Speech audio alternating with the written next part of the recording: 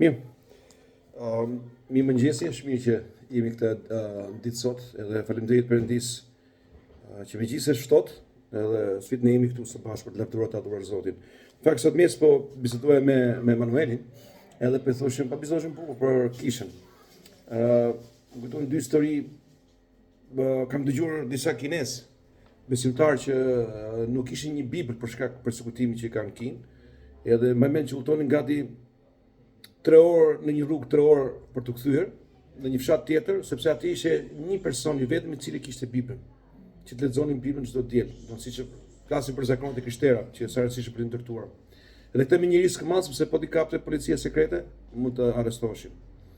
Nga ana tjetër, po ta çojmë në anën tjetër të botës, në Zvicrën e përparuar, Zvicrën moderne, shumë pozanike, një burr plak jetonte në mal, sepse mante këto baktit. Normalisht baktit janë për verë që verojnë sipër në kullotat. Pra ai mante edhe gjatë dimrit disa nga baktit e ushqete e bënte. Udhtonte edhe përdor shprehjen çante borën 4 orë për të zbritur poshtë, për të shkuar në qytet, edhe pastaj 4 orë për të kthyer mbrapa.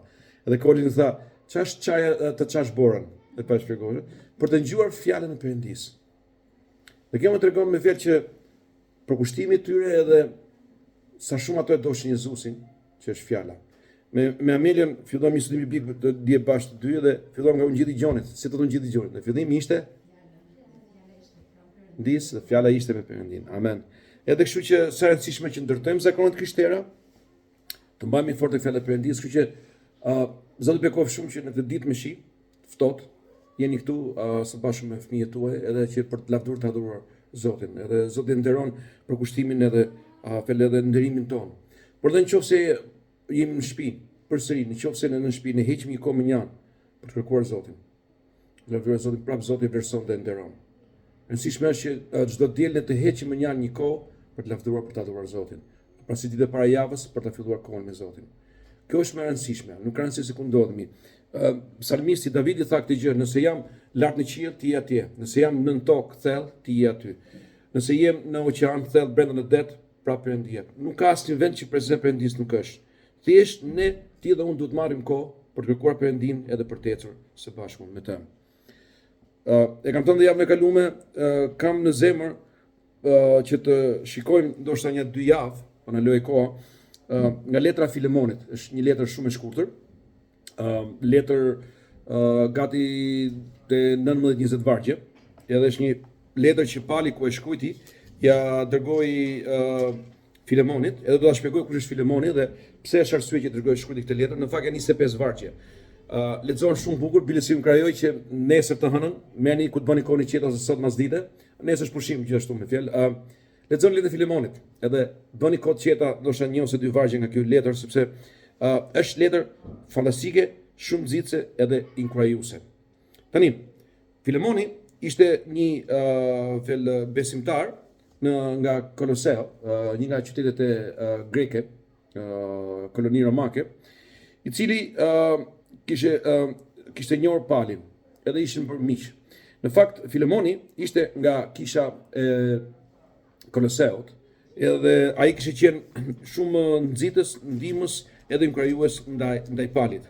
Edhe kisha Kolosianëve ka qenë një kishë shumë e gjallë, që kërkonte Zotin, este fort me Zotin, bashin fort te Zoti, dhe madje Pali thot ku drejton letrën Kolosianëve, do thoni ore e filloi profesori me Filemonin, tani ka letrën Kolosianët, po ka një lidhje shumë sepse janë shkruar gati në njëjtën kohë të dy letrat. Edhe letra Kolosianëve dhe letra Filemonit janë shkruar gati në të njëjtën kohë gjatë burgimit të parë të Palit. Edhe Pali shkruan letrën e Kolosianëve për t'i nxitur dhe inkurajuar, edhe në këtë letër ai thotë unë e mbaj mend mundimet për përpjekjet tuaja. Një kishë që e lavdëronte dhe adhuronte Zotin, nuk ishte dorë nga Zoti, por kishte kaluar përmes shumë mundimesh edhe përpjekjesh, shumë persekutimesh dhe sfidash. Nga ana tjetër, një sfidë që përballeshin ata ishin mësuesit e rrem. Të rit nga më të ndryshme, doktrina e të rrem, të cilat ata duhet ta ruanin veten e tyre dhe qëndronin të pastër para Zotit. Pali pastaj bën thirrje për shenjtërim dhe dashuri vëllazërore. Nga ana tjetër është një letër që mua më pëlqen që te letra Kolosianëve ai flet për detyrat shtëpiake dhe marrëdhënie midis në familjare. ai flet të zi bashortet duan dhe ti nështrojnë bashortet tuaj, jo në nështrimin siç e kupton bota, që të mbyllin gojën edhe ti jenë kështu për ulura felsipura të lagra para burrave, por në nështrimin në Zotin, duke nderuar respektuar burrat e tyre, si autoritet që është një tyre. Nga ana tjetër, ai thot bashort, ju duni bashortet tuaja dhe mos u bëni të ashpër ndaj atyre. Që është një linjë që Pali nuk e ndryshon asnjëherë atë qëndrimin e tij. Efesianët kapitulli 5:25 që e kemi pasur të varg përmendesh në tek libri i dytë i çdo burrësotar, i burrat të doni gratë tuaja, ashtu si Krishti e deshi kishën dhe dha jetën e tij për të. Edhe kështu që ai thot mos u bëni tash për të doni ato. Pastaj thot binduni prindërve tuaj në çdo gjë, sepse kjo është e pranueshme për Zotin. Pastaj ai thot nga ana tjetër ju etër, ju prindër, mos i provokoni për zemrin bijtë tuaja, që mos lësojnë zemrën. Okej? Përsëri te Efesianët kapitulli 6:4 thot dhe ju etër mos i provokoni bijtë tuaj për zemrin. Përkundazi rritni ato në dashurinë dhe në njohurinë e Perëndisë, thonë që përshtetshëm. Pastaj thot shëbëtor, ju binduni zotrive tuaj, sklevrit, gjithçka. Kështu që don nga pjesa detajet që ai jep që janë teologjike, doktrinore, ai kalon tek gjërat praktike. Edhe jam i njohur si në letrën e Kolosianëve ai jep këto këshilla praktike për marrëdhëniet njerëzore. Edhe në fakt ne shikojmë sot kësaj dite që në këtë botë që po jetojmë, ka kaq shumë seminare, kaq shumë video në YouTube për komunikimin, si të komunikojmë, si të sillim me njëri tjetrin, si të veprojmë me njëri tjetrin, ka kaq shumë libra që janë shkruar dhe prap kur e çelën gjithë te komunikimi. Shikoni çfarë po ndodh në botë me luftrat. Trump, Zelenski, Putini s'po merren vesh, tre vetë me njëri tjetrin. Ju gjithë pat atë sken kaq shumë turë fillon në shtëpinë e parë. U zonu grin si gjela. Edhe do prisi që mas 2000 vjetësh, me kaq shumë tani teknologji, me kaq shumë trajnim, me kaq shumë libra që ne do të ishim meshët komunikimit. Po gjithë ne që dojmë ku vjen puna te komunikimi. Dhe kështu jam i njohur Palit që ai ka vendosur këto këshilla kaq praktike për marrëdhëniet njerëzore. Dhe pastaj në fund fare ai bën thirrje për lutje, për dituri, për njëri që vjen nga Perëndia. Tani ishin 5 burra të cilët Pali i kishte si skuadër me vete gjatë kohës që ishte i burgosur. Edhe këto 5 veta ai përmend në fund të letrës së Kolosianëve. Dhe dua që të ndëgjojmë me kujdes këto persona. Edhe ai përmend me emra. Njëri prej tyre është Tikiku. Thot vëllai dashur dhe shërbënjës besnik. Jam tek Kolosianë kapitulli 4, sepse do pasë bëj lidhje me letrën e Filemonit për të kuptuar në kontekst Filemonin. Që thot shërbënjës besnik dhe shoku im i shërbimit në Zotin. Pastaj thot Onesimi, vëlla besnik dhe i dashur që është nga tuajt, ata do t'rregojnë juve të gjithë gjërat e këtueshme. Onesimi gjithashtu është një vëlla nga Kolosianët. Në fakt, për atë Onesimi bëhet shkaku i letrës Filemonit. Kishte qenë një skllav në shtëpinë e Filemonit. Do ta shikojmë kur të shikojmë letrën e Filemonit. Pastaj personi i tretë të cilit Pali përmend është Aristarku, i burgosur me mua. Ka të ngjarë që Aristarku ishte lidhur me zinxhira bashkë me Palin në burgosin e parë. Pastaj i thot Markun, kushëririn e Barnabas, i cilin për cilin keni marrë mësimin, po të vite ju ta mirëprisni. Marku nuk është tjetër përveç se Shën Marku, që ungjilltari, që bëri ungjillin e Markut, ju kam thënë që ka qenë sekretar për Pietrin, duke shkruar ungjillin, ato shënime, ato memoaret, kujtimet e Pietrit. Por tani ai është duke qëndruar pranë Palit. Në fakt, shumë studiues mendojnë që letra e Kolosianëve nga kapitulli i parë deri te kapitulli i 3, vargu 27, i ka shkruar Marku në diktimin e Palit. Pali fol, ai shkruaj. Pastaj, ku vjen fundi i kapitullit 3, në kapitullin 4 ku bën këto përshëndetje që unë po citoj, Pali shkruan me dorën e vet. Dhe kjo më ndërësisht për të treguar këtyre njerëzve që ai kujdesesh, ai donte gjithë këto njerëz, edhe i ka përmendur me emër. Edhe kjo më tregon mua që kur ne bëjmë mirë punën tonë, i shërbejmë Perëndim, Perëndia e vëren këtë gjë dhe i përmend emrat tonë. Tjetri është Eprafai. Prapë ky është nga të tuajt, pra nga kisha juaj dhe një shërbëtor i Krishtit. Edhe ai ju përshëndet, lufton gjithmonë për ju në lutje. Shikoni këtu gjejmë një rast të një personi që ndërmjetëson që lutet, kërkon Zotin me gjithë zemër dhe lutet për gjithë bashkësinë, për gjithë vëllezërit e motra. Luka, mjeku, Dema ju përshëndesin gjithashtu. Edhe kështu me radhë. Kështu që janë këta 5 burra së bashku me Onesimin dhe Tikikun që unë i përmendëm, që ishin skuadra e Palit, që nxisin dhe inkrajonin që ndronin pranë tij në këtë burgosin e tij. Edhe tani vim te letra e Filemonit, një letër shumë e bukur. Tani, për të parë kontekstin e kësaj, letra fillon kështu. Pali, i burgosi Jezu Krishti dhe vëlla Timoteo, Filemonit të dashur dhe bashkëpunëtorit ton. Shumë sa burrë, Filemonit ton të dashur dhe bashkëpunëtorit ton. Edhe pastaj thot motës Api, bashkëpunëtarit ton Arkipit, edhe këtë Arkipin ai përmend gjithashtu dhe të letra Kolosianëve në fund fare. Madje ka një fjalë personale nga Zoti për Arkipin. Shikoj që ta plotësosh atë detyrë që Perëndia ka caktuar ty.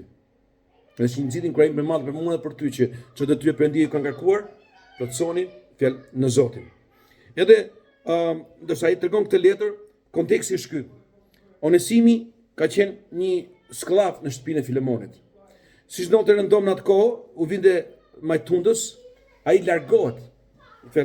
I kput zinxhirët dhe arratiset nga shtëpia e Filemonit. Ndoshta ka kërkuar një jetë më të mirë, ndoshta ka kërkuar nuk e di me fjalë që të ishte i lirë. Dhe ai arratiset. Po ligjet e Perandërisë Romake në atë kohë ishin kaq të tilla që nëse ti arratishin nga pronari yt, ishin të lashe. Haje burgun, ndoshta të vrasin. Nuk ishin e vlerë madhe. Ju dini që në atë kohë shpeshherë skllëve nuk ishin emra, por ishin të emërtuar, i thrishin sipas veglës që përdorshin. Nëse përdorin kazmën, quhej kazm. Nëse lopat, ishte lopata. Jam i sigurt gjeva që po t'ishe ti dhe unë aty me fjalë, mund ta quheshin në rutëri. Okej. Këndon kabli network dhe kështu të tjerë. Pra nuk ishin emra, do ishin të dehumanizuar, që në përdor këtë prapë që nuk është fjalë shqipe, do që të çnjerëzuar komplet nga kjo gjë. Dhe kështu që Onesimi ja kishte mbatur. Ka të ngjarë që masi e ka mbatur, i ka hyrë panies, ka vajtur në Rom. Kur shkon në Rom, ai atje bie takohet me vëllezër të tjerë hebrej, edhe ata ka të ngjarë që e çuan te Pali. Kur takoi Palin, ai dëgjoi predikimin e Palit, mësimet e Palit dhe i bindur nga këtë mësim, i bindur edhe nga fryma e shenjtë, pendes erdhi në zemrën e tij. Dhe ka të ngjarë që një mbrëmje ai ka ndarë me Palin, ka thënë si shpuna, unë jam larguar nga zotëria ime. Edhe kam shkelur ligjin, fjalë Romakët e tjerë. Tani ka pasur raste që sklavët ktheheshin mbrapa. Dhe ku ktheheshin mbrapa, ishin komplet në mëshirën e pronarit tyre. Pronari mund t'i pranonte sërish, por shpeshherë mund të mësonte tortura të mëdha, mund të rrahet çnjerëzore, që të vinte mend ai, po të vinin mend edhe të tërë sklavit e tjerë. Kështu që dilema ishte e madhe për Onesimin. Po sikur Filemoni të më dorëzoi te autoriteti romake. Po sikur të më rrahej në mënyrë çnjerëzore, të më lej pa bukë dhe pa ujë për ditë të tëra, të më bëj shembull për të tjerat. Po sikur të më vras. Edhe ishte kjo përpëliti. Nga ana tjetër, ai donte të ktheheshe te Filemoni. Duke qenë se ajo besimtar tha, është kohë që unë kthehem dhe të shërbej në kishën e Koloseut. Të shërbej Filemon, të shërbej gjithë të tjerët edhe të pajtohen fjalë me ta. Edhe në këtë kontekst tani Pali mendoi, është lutur, edhe tha, "Okay, unë do të dërgoj sërish mbrapa për tek Filemoni, do të jap një letër rekomandimi për ta." Dhe kështu që ne shikojmë që Pali me mençuri me një gur tre zoq. Onesimi kishte vendosur atë parë të shkonte edhe të ktheheshe tek pronari i tij. Do të ishte penduar, por tani jo më si një skllav ndaj zotërisë, por si një vëlla në Krishtin, që është shpëtuar, ka pranuar Krishtin edhe për të shërbyer atij. Së dyti, ai donte që të ishte aty në Koloset të shërbente Perëndisë, dhe së treti Pali tha, meqenëse do kthehesh, do të jap një letër rekomandim për Filemonin, por në atë rast do dërgosh 2 letra. Dhe Onesimi u bë postieri që dërgoi letrën e Kolosianëve për të kishë Kolosianëve dhe njëkohësisht letrën personale për Filemonin. Dhe lavdi Zotit që ne për shkak të gjithë kësaj historie kemi 2 letra sot në Bibël. Letra e Kolosianëve dhe letra e Filemonit. Ne shikoni, Perëndia përdor kaq bukur historitë tona njerëzore. Ndonjëherë ne kryejmë kokën themi që çka ka dash Perëndia? Pse po ndodhin këto gjëra në jetën time? Do të ti dëgjosh dhe mërzitesh. Por lejohet Perëndin që në situatën në cilën ti ndodhesh, ai ta përdori për lavdinë e tij dhe të krijojë diçka shumë të bukur. Dhe Perëndia gjithmonë e krijon. Ne nuk e dim të plotën, por Perëndia e di gjithçka. E di fundin që nga fillimi, thotë fjala e Perëndisë. Kështu që nxjerrim një mësim këtu që le të besojmë Perëndisë në gjithçka, sepse ai do të na udhëheqë dhe do na drejtojë. Në këtë letër, nëse ju ta lexoni, Pali ndërhyn, duke filluar nga vargu 8 tek teksti 1, ai ndërhyn, ai ndërmjetëson për Onesimin, që ai ta pranoi, edhe thotë e di thotë që ai ja ka mbathur nga pronari. E di që Onesimin meriton vdekjen, meriton ndëshkimin. Okej? Por ti duhet ta pranosh.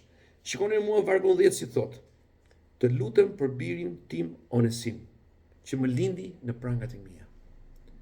Më njënë që thash, kush më ta qunte një sklav birin e tij që më lindi në pranga.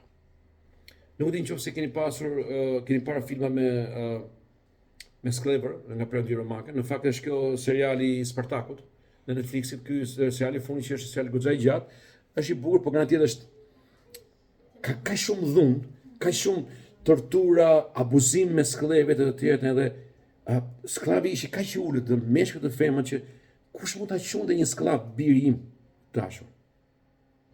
Qushin plera biles më vlerë kishe një mac apo një qen në shtëpinë e pronarit se sa sklavi. Ishin numra, le thonë atë që s'kishin emra aty, por emrat e veglave. Dhe pali këtu shkruan, të lutem për birin tim Onesim që më lindi në pranga dikur, i cili dikur s'kishte fare vlerë për ty. Po që tani është shumë i vlefshëm për ty dhe për mua. Tani, në këtë që unë thash, do shë mendoni, edhe unë mund mendoj, themi, sa i keq pas ke qenë ky Filemonin, sa shpirt kasëm. Filemoni silli ashtu siç ishte zakoni i kohës. Ai kishte treguar të qenë pronar ndoshta nga babai i tij. Dhe si çdo person që lindi në një familje pasanike, ai pritej që të merrte trashëgimi nga babai, të sillesh ai si një pronar, si një sklav pronar i sklevrëve. Dhe në atë kohë çfarë prisë shoqëria?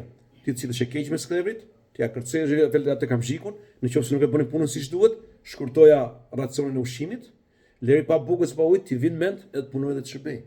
Edhe mos e trajto atë si një njeri, mos e trajto atë si aq më tepër që as nuk mendohesh ta trajtoje si një vëlla. Edhe kështu që kjo ishte fryma e kohës. Mendoni pak mua sot në shoqërinë e sotme. Çfarë na thot shoqëria? Çfarë na sugjeron ku ne shikojmë, siç po më parë, memet që na dalin orë minutë në Instagram, në Facebook, të tjerë. Bëhet keq atë që të ka bërë të keqe, kthehet keqe me të keqe. Urrej atë kështu si dhe këtë, ngjojmë shumë tek karma vepron, të kthehet mbrapa gjithë këto gjërat. Na mësojnë kaq shumë gjëra do që duken kështu si meme të pafajshme, apo si fjalë të urta shumë të pafajshme, por për një minutë. Do të dëgjojmë çfarë thon këto meme? Çfarë thot shoqëria përmes rrjeteve sociale, apo çfarë thot fjala e Perëndisë? Dhe kjo ishte dilema për Filemonin, jam sigurt që edhe Filemoni ka net shumë net pa gjumë, ndoshta i kanë ardhur fjalët që ai sklavi yt, Onesimi është gjendur në Rom. Ka takuar palën e këtë të tjerë. Ai është përbërlitur midis si krishter duhet ta fal. S'duhet ta kesh trajtoj. Duhet ta pranoj edhe me që po kthehet të vi. Pastaj thoshë hadhen e kam te ata dy tjerët. Tek ai ruteri me emrin Xhevi. Edhe te ai kapën e turë ku me emrin Ilir.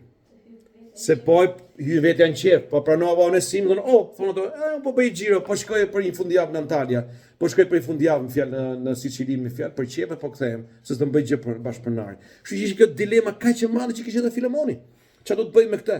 Nga ana tjetër jam sigurt që pronarët e tjerë në atë qytet, i thoshin do ngrishin kundër këtij, ajo shoqata e pronarëve të sklevrëve koshore, para më qafë dhe ne, se ta marrin vetë sklevrëve të tjerë që ti nuk e dënove, po ti pse sillesh shumë me ne. Shive ai kështu ti. Pra ishte do sillte një revolucion, një krizë kaq të madhe. Dhe në fakt shumë studiues thonë që kjo letër e palit, ashtu dhe letrat e tjera, ishin ata vendimtare që i dha një goditje slavopronarisë në perandorinë romake. Ishte një revolucion goxha i madh që ne shikojmë pastaj që nga fundi i shekullit të 2 dhe shekullit të 3 filloi të binte slavopronaria. Nga ana tjetër më besoni që fatkeqësisht edhe sot në shekullin e 21 ende ka forma të slavopronarisë. Ka forma shumë të reja. Partia është njëra.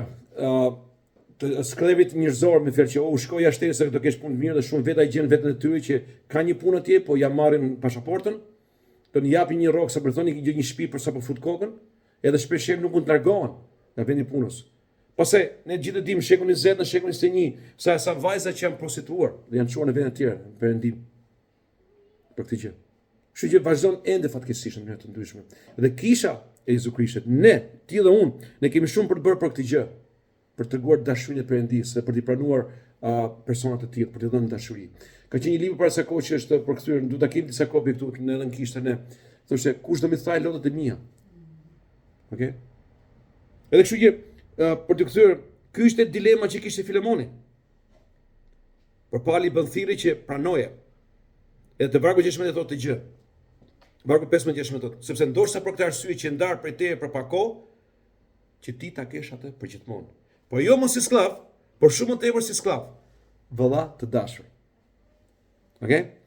Sidomos për mua, pra aq më tepër për ty, që sipas mishit ashtu dhe në Zotin. Pra i bën thirrje, pranoje si vëlla në mishin, sikur ti të vëlla yt në gjak, edhe në Zotin. Në qoftë se ti pra më konsideron shok, prite sikur ti isha unë vet. Fjalë të forta, një kërkesë kaq e madhe. Po ke pritur atë zëra se më ke pritur mua, më ke nderuar mua. Edhe shikoj se do vargu 18 thot Pali, në qoftë se të ka bërë ndonjë padrejtësi ose të ka ndonjë detyrim, mi ngarko mua. E madhe, shumë fuqishme. Imagjinoj sikur Onesimi ku ishte larguar, do të i kishte bërë një dëm që mund të shkonte ndoshta 3 milion lek. Me një që thot Pali, mi ngarko mua, do t'i shlyun një për një. Dhe Pali që vetë dishim që duke bërë këtë për Onesimin, ai po bënte një veprim, një gjest që do të ishte për gjithë kishën e Jezu Krishtit në shekuj, edhe siç thash që e krisi në themel Perëndinë romake, gjithë sistemin e skllavëpronarisë për të sjellë lirinë, ashtu si Perëndia vetë dëshiron. Dhe pastaj e vazhdon prapë të vargu 19. Unë Pali i shkrova me dorën time këto. Mbani mend që thash, 3 kapitullet e parë të Kolosianëve i shkruajti Marku me diktimin e Palit. Kapitulli 4, gjithë përshëndetet me emra që lexova, dhe Filemonit e thotë, unë Pali i shkrova me dorën time. Unë vetë do të paguaj që të mos them se ti më detyrohesh të veten tënde. Shpesh shumë e bukur, sepse Filemoni kishte dëgjuar ungjillin për shkak nëpërmjet Palit. Ti më detyrohesh në tënde sepse ti ishe i vdekur, ti ishe në mëkat në errësirë dhe unë të ndava ungjillin e Jezu Krishtit dhe ti tani je në dritë. Dhe kështu duke qenë se ti je në dritë, më detyrohesh me këtë gjë, pranoj Onesimin, bëj një gjë që unë bëra me ty, ti bëj me Onesimin, fjalë me vllajën tonë të dashur. Prandaj vargu 20, ai e ngurt thikën akoma shumë, ngurt po e rrotullon thikën brenda në plak. Ma bëj këtë nder në Perëndin thotë. Okej? Ma përtëri zemrën Perëndin. Ne sot e ma bëj qefin. Për hatrin tim. E thotë. Pranoje si një vllai, jo si një skllav. Mos e lini me zinxhira, mos e lini aty në bodrum. Po mbaj në shtëpi, jepi një dhomë vel atje. Të shkrova thot me plot besim se do të më dëgjosh, sepse e di se ti do të bësh dhe më shumë nga sa po të them. Letër më dhe fanastike. Dhe mbyll prapë asaj këtë letër, 3-4 vargjet e fundit ku ai prap i përmend skuadrën e tij të dashur. Fillon me Eprafajn, i burgosur bashkë me Jezu Krishtin. Mbani mend Aristarko dhe Epafrau ishin në pranga me të. Madje Eprafajn në një letër tjetër thotë kështu që te Kolosianët thotë, ishte shumë i sumur, por nuk ishte dorë duke lutur për ju, duke ndërmjetësuar për ju ditë natë duke qarë për ju. Okej? Marko thot, Aristarku, Dema, Luka, bashkëpunëtorët e mi të bëjnë të fala. Dhe mbyll të letrën në mënyrë shumë të bukur thot, hiri i Zotit tonë Jezu Krisht qoftë me frymën tuaj. Amen. Ne gjithë kemi nevojë për hirin e Perëndisë. Ai që është favori pa merituar i Perëndisë, të cilët ne e marrim për shkak të dashurisë së madhe të Perëndisë, ne gjithë meritojmë ndëshkimin vetëm me kamshik. Ne gjithë meritojmë të jemi në pranga, në zinxhir, si sklavë dikur, sepse kjo është çfarë bën mëkati. Para 2 ditësh ku po ndëgjuam nga Hillsong edhe nga ndërbreza adhurimin, ishte shfanastike të shikoje 2000 ca veta të krishterë që prangat u thyen, okay? Hiri maniçëm, sa madhështor, prangat mu thyen, unë tash me jam i lirë. Ishte e fuqishme, ne tani kështu kam monica në trup, do të ngjojmë mbi 2500 veta të kënonim kaq të madh. Me kaq sem, me kaq forcë, me kaq dëshirë të madhe që prangat mu thyen, tani unë jam i çliruar. Kjo që ka bërë Jezu Krishti për mua dhe për ty. Ne nuk na tetojmë si sklevar, nuk jemi më aty në podrum, nuk jemi aty të kam shikosur, po jemi të çliruar dhe jemi bitë Perëndisë dhe na quajnë vëllezër dhe motra. Për të cilin ai është i paralindur i Perëndisë që shulën të djathtë Perëndisë. E shikoni çfarë shpengimi të madh që Perëndia na dha, i theu prangat tona dhe na solli në liri. Edhe kështu që në këtë kontekst kur Jezusi na ka falur, i ka thyer prangat tona, nuk na quhen sklevar, por na quhen miq, na quhen familja e tij. Ne këtë gjë duhet të bëjmë vend ndaj njëri tjetrit. Do të zgjasim dorën e dashurisë dhe të mirësisë ndaj njëri tjetrit. Madje edhe aty që ne kanë bërë keq, padesi, madje mund të kemi shok, miq, bashkëpunëtor, koleg që na thejë, na sulmojnë me fjalë çdo ditë, na akuzojnë ndoshta me të padrejtë. Ndoshta na kanë bërë dëm. Le të vendosim kufi të shëndetshëm, por le të falim. Le ta lëmë në gjykimin ose shpagimin ta marrë Perëndia. Le të vazhdojmë të duam me dashuri. Pali të letra Romakëve shkruajti tha këtë gjë. mos i keni borxh asnjë personi përveç se dashurisë së Perëndisë. Okay? Mos i keni borxh asnjë. Dhe Pali ku i shkruan Filemon këtë gjë thotë që në që ka ne borxh do ta paguaj unë. Po ti vetë do të ruash metën tënde. Sepse kam ndarë ngjitje me ty. Le ta bëjmë këtë gjë, lërën Perëndin ta merret edhe të bëj. Ne nuk e dim se kush janë arsyet pse të tjerët sillen ashtu si sillen dhe nesh. Unë di një gjë. Unë di arsyet e mia pse unë sillem keq ndaj të tjerëve, apo kur unë shkel në kallo, apo lëndoj të tjerët. Unë asnjëherë, ndoshta mund ta marr vesh në tokë ose ta marr vesh ku tim në qiell, pse të tjerët janë sjell keq në mënyrën si janë sjell ndaj meje. Do të jemi edhe që vazhdojmë të lavdërojmë Zotin, mbadje në këto momente të vështira ku na sulmojnë edhe na persekutojnë, të këmbëngulim më shumë tek Zoti, më fort tek Zoti, edhe të forcohemi tek Perëndia. Perëndia është që vepron fuqishëm, edhe na shpangon, edhe na ngrej lart në kohën e dur. Edhe kështu që në këto është çfarë kjo letër na sugjeron. Unë do doja që edhe javën tjetër t'i kthejmë prapë kësaj letre sepse ka shumë gjëra që mund të mësojmë akoma më mirë, por do të bëj këtë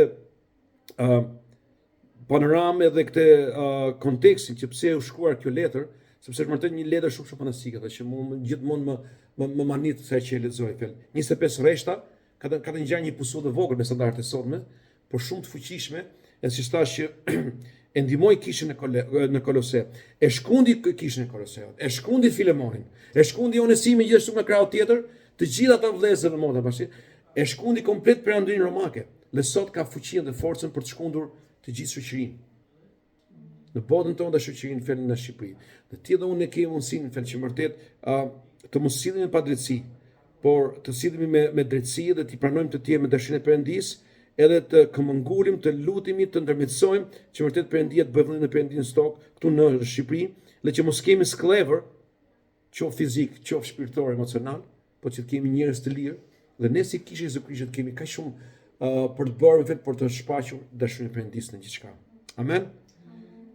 Zot në bekov të gjithëve, edhe lutem që të keni një mbasditë të mbar me Perëndin në paqe, edhe një javë me hirin edhe bekimin e Perëndisë fel në gjithçka.